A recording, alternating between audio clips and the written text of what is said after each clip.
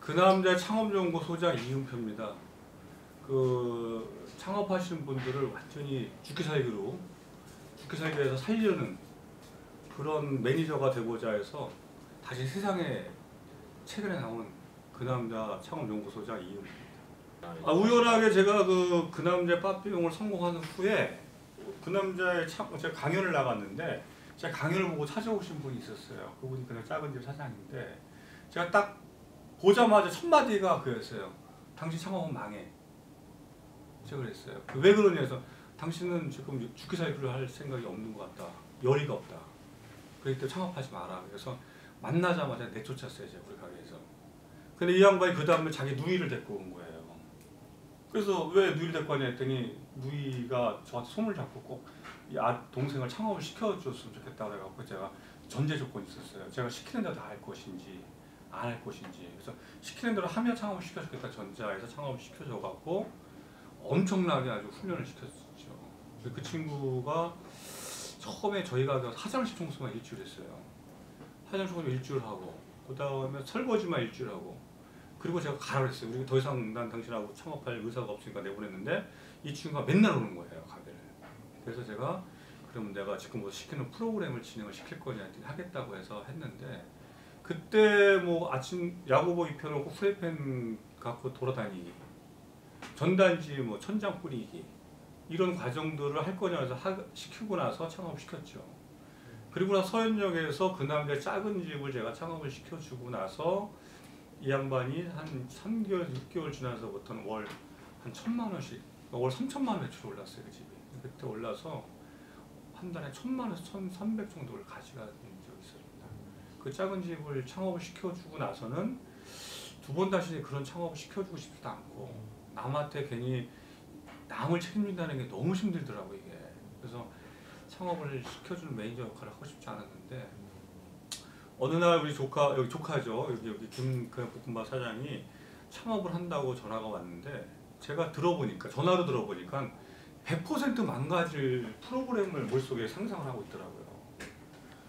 너무 깝깝한 거예요. 내가 창업하지 말아라. 너 정말 너 혼자 창업하면 나 너랑 이제 일 끊겠다 했는데 창업을 한번 하겠다는 사람은 말 길이 없어요.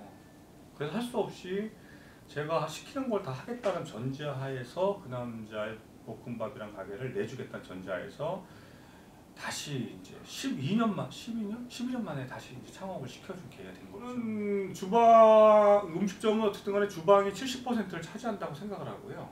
주방 요리법, 그 다음에 영업이 한 25% 찬다고 홀은 5%밖에 차지 안 해요. 제가 봤을 때는. 그래서 가장 중요한 요리법을 가르쳐 주는데 포인트를 맞춰주고 있고요. 25%가 초기에는 굉장히 중요하거든요. 지금은 창업 초기에는 영업이 70%라고 돼요. 사실 그래서 영업이 엄청나게 지금 훈련을 시키고 있습니다. 그래서 아침에 8시부터 9시까지는 지하철역에서 전단지 뿌리거나 서 있기. 근데 이게 비가 오나 눈이 오나 늘 서 있어야 돼요. 안 서 있으면 제가 박살나죠. 그리고 들어와서 본인이 이제 요리 준비하고 요리 연습하고 그리고 끝없이 주방에 일어나는 소소한 것들 다 제가 재료와 친해지기 때문에 이런 걸 다 가르쳐주고 있어요. 그다음에 그 음식 포인트 같은 거 다 가르쳐주고 있고 그리고 2시 영업이 이제 점심시간 끝나면 다시 관을 메고 또 나가야 돼요. 관을 메고 나가서 자기를 알려야 돼요. 저 이유는 뭐냐면 내 가게가 외진 곳에 있기 때문에 가게 존재성을 알리는 거예요. 내가 이런 가게가 있다. 저거 했다고 사람들이 바로 오지 않아요. 그러나 홍대에 그 남자의 볶음밥이라는 가게가 있구나라고 하는 존재성을 알리는 거 외에는 없는 거죠. 그 일을 지금 시키고 있고 그 다음에 그걸 끝나고 나면은 이제 여기 옥상에 올라가서 위치성 내 가게가 여기 있습니다 라는 걸 알리기 위해서 그 3가지 포인트로 작업을 하는데 본인이 그렇게 3가지를 하다 보면 스스로가 어떻게 가게를 이끌어 가야 될지 길이 보이는 거죠. 그걸 안 하면 어떻게 가게를 이끌어 가야 될지 지점은 몰라요. 근데 시켜서 하는 일이지만 어느 정도 지나다 보면 스스로가 어떤 방향으로 내가 가면 내 가게가 살 거라고 하는 오너로서의 가치관이 생기는 거죠. 내 가게 음식은 이게 맞다. 또 내 가게를 이렇게 끌고 가야 되겠다라고 하는 자기만의 색깔을 얻는 순간에는 발현이 되는 거죠. 그거가 내가 키포인트예요. 영업이 키포인트도 아니고 음식 키포인트도 아니고 그걸 통해서 자기만의 색깔을 내는 김민준이라는 사람의 가게가 나오는 거죠. 그러면 그 남자로부터 독립할 수가 있는 거예요. 제가 원하는 거는 본인의 자발적인 거를 끄집어내는 작업들을 해주는 게 제 가장 키포인트죠. 이기다 뭐다 해서 그냥 빨리 은퇴하시고 좀 나이 많으신 분들이나 이런 분들 참 창업에 대한 고민은 많은데 어떻게 해야 될지도 모르고 할 건데 그렇죠. 좀 어떤 식으로 하면 좋을지 좀 말씀해 주세요. 창업이라고 하는 거는 전혀 다른 환경으로 가는 거거든요. 내가 로마에 가면 로마의 법을 따라야 되는 거거든요. 근데 사람들은 내가 과거에 있던 나를 생각하고 창업을 한다는 거죠. 그거를 버려라 이거예요.